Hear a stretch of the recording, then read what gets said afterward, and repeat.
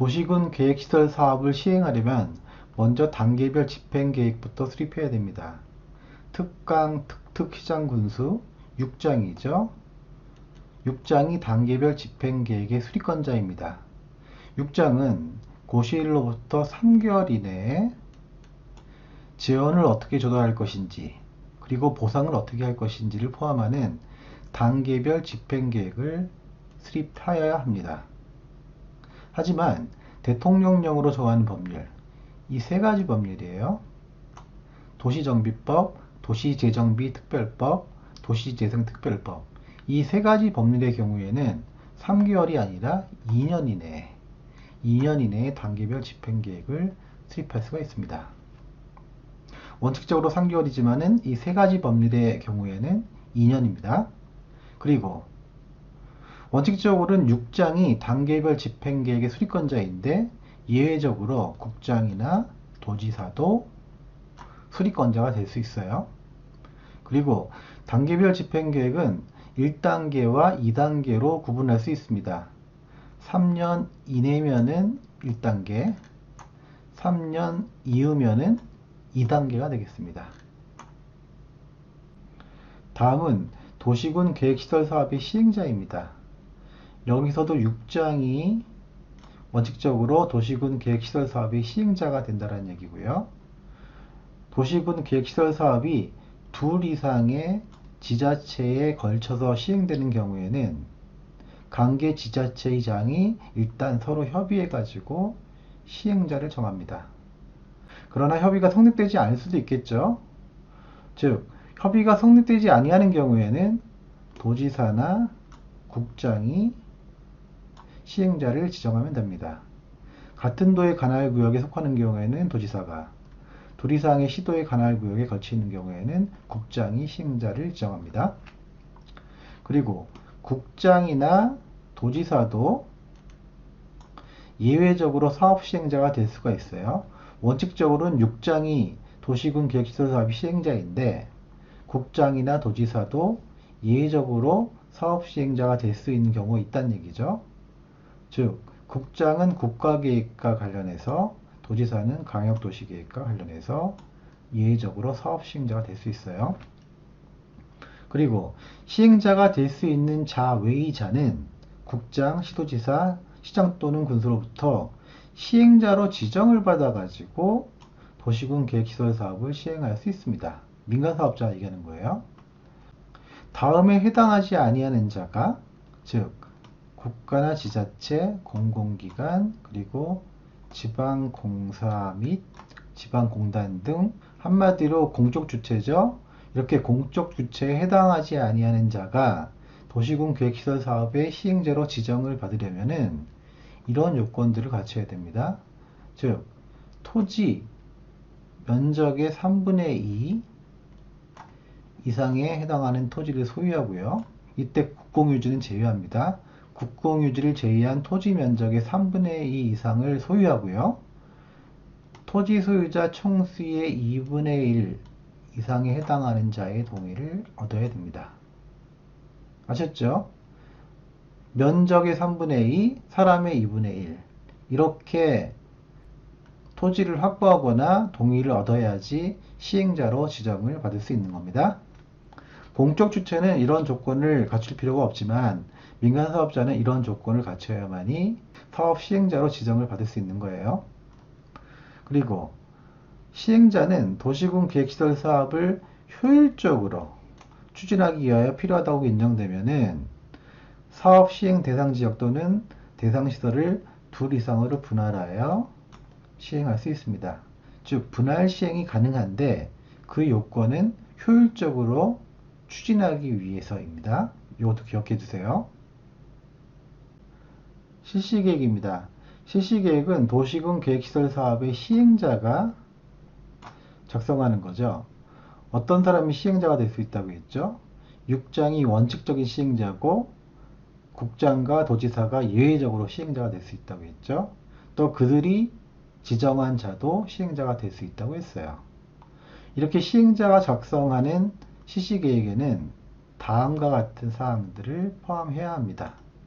즉 사업의 종류 명칭, 면적 규모, 사업 시행자의 성명 주소. 법인의 경우에는 법인 명칭 소재지 외에 대표자의 성명 주소도 포함해야 합니다. 마지막으로 사업의 착수 예정일, 준공 예정일 이런 것들을 포함해야 되는 거죠.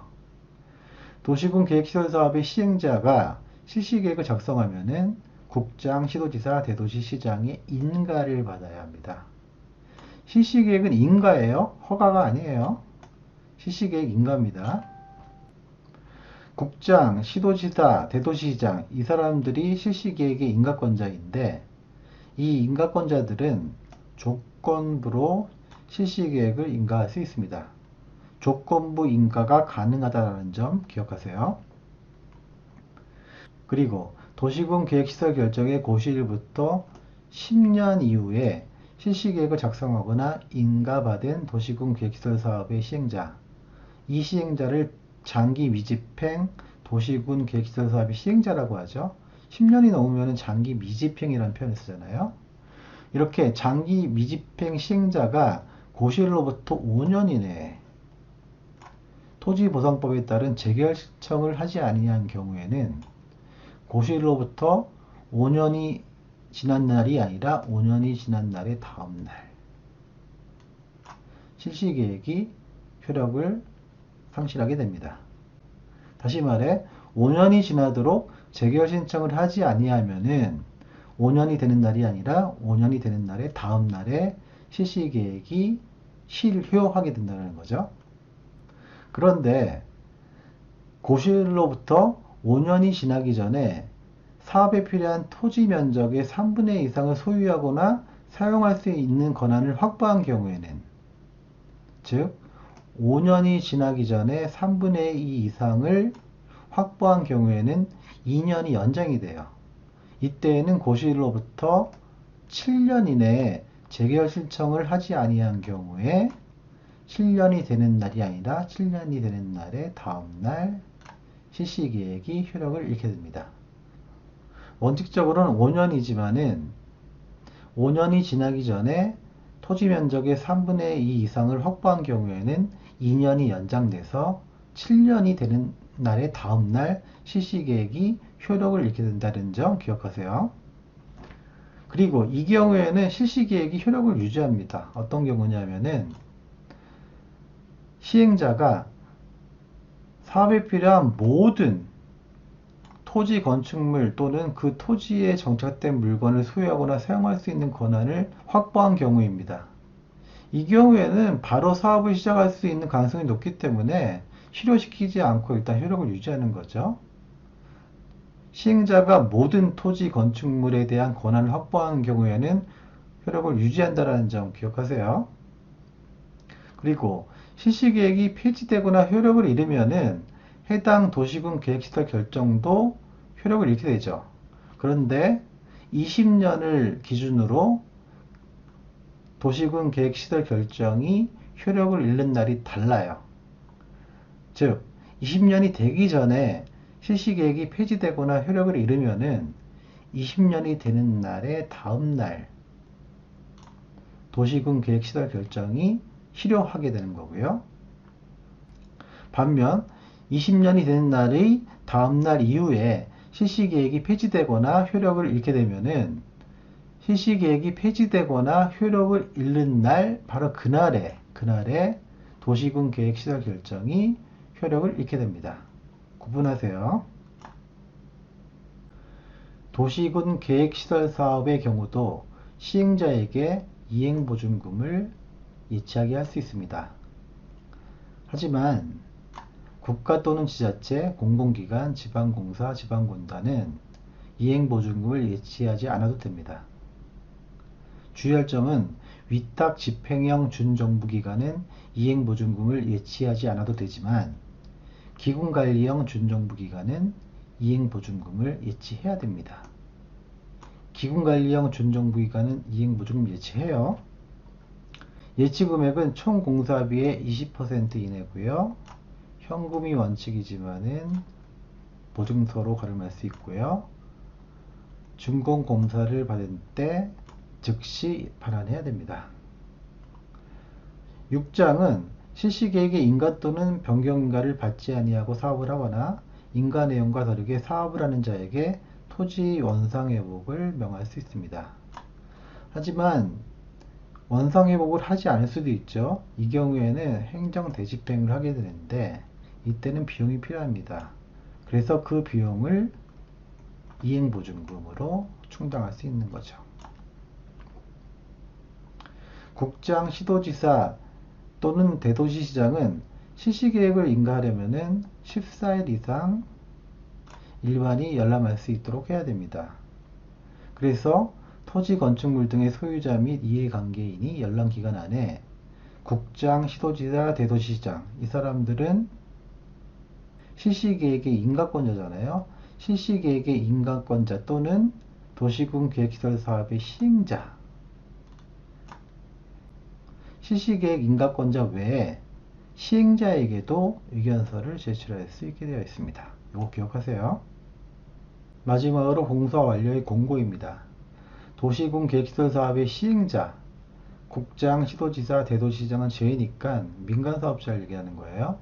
민간사업자가 공사를 마치면은 공사 완료 보고서를 작성하여 시도지사나 대도시장의 준공검사를 받아야 합니다. 그러면 시도지사나 대도시장이 지체 없이 준공검사를 하면 되고요. 준공검사 결과 실시계획대로 완료되었으면은 시행자에게 준공검사 증명서를 발급하고 공사 완료 공고를 하면 되는 거죠. 한편 국장, 시도지사 또는 대도시장 이 사람들은 공적 주체잖아요. 따라서 이런 절차 필요 없이 공사를 마친 때에 공사 완료 공고를 하면 됩니다. 별도의 절차가 필요 없어요. 도시군 계획시설 사업의 시행 등에 관한 설명으로 틀린 것은 1번 지방자치단체가 직접 시행하는 경우에는 이행보증금을 예치하여야 한다. 아니죠. 지자체가 시행하는 경우에는 이행보증금을 예치하지 않아도 됩니다. 1번이 틀렸네요. 답이고요. 2번 광역시장이 단계별 집행계획을 수립하고자 하는 때에는 미리 관계 행정기관의 장과 협의하여야 하며 해당 지방의회의 의견을 들어야 한다. 그렇죠. 관계 행정기관의 장과 협의하고 지방의회의 의견을 들어야 합니다.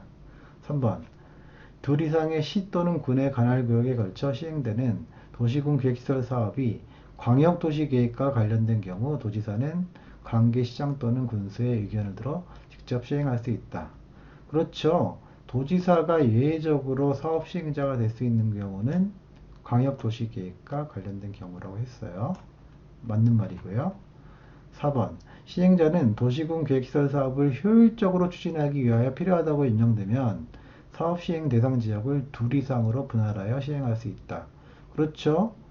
분할 시행 가능한데 그 근거는 효율적으로 추진 이거죠. 효율적으로 추진하기 위해서 분할 시행할 수 있다. 맞는 말입니다.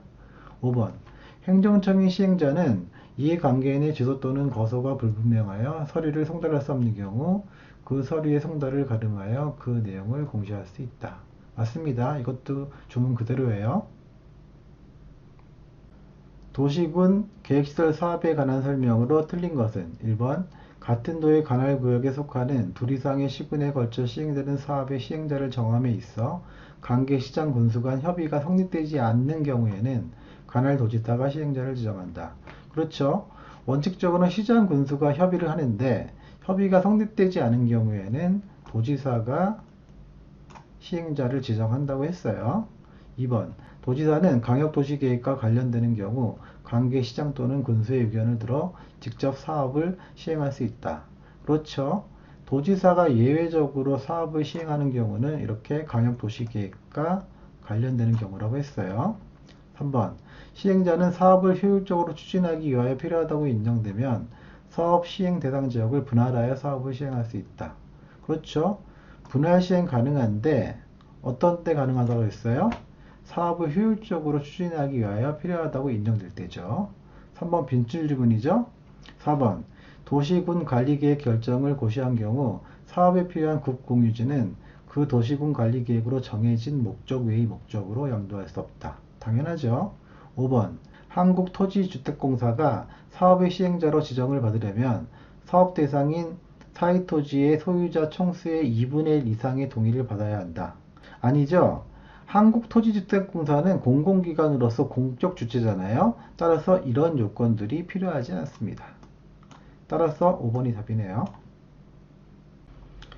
도시군 계획시설 사업에 관한 설명으로 틀린 것은 1번 도시군 관리계획으로 결정된 하천의 정비사업은 도시군 계획시설 사업에 해당한다. 그렇죠. 여기서 하천이 바로 도시군 계획시설이잖아요.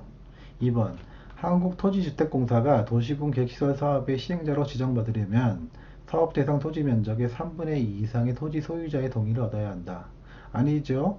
한국토지주택공사는 공공기관으로서 공적 주체잖아요. 따라서 이런 조건들이 필요 없습니다.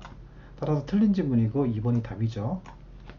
3번 도시군 계획시설 사업의 시행자는 도시군 계획시설 사업에 필요한 토지나 건축물을 수용할 수 있다. 그렇죠. 수용할 수 있는 권리가 없으면 사업하기 힘들어요. 4번 행정청인 도시군 계획시설 사업의 시행자가 도시군 계획시설 사업에 의하여 새로 공공시설을 설치한 경우 새로 설치된 공공시설은 그 시설을 관리할 관리청의 무상으로 귀속된다고 했죠. 5번 도시군 계획시설 결정의 고시일부터 20년이 지날 때까지 그 시설의 설치에 관한 도시군 계획시설 사업이 시행되지 아니하는 경우에는 그 도시군 계획시설 결정은 그 고시일부터 20년이 되는 날의 다음 날에 효력을 잃습니다. 맞는 질문이에요. 쉽다.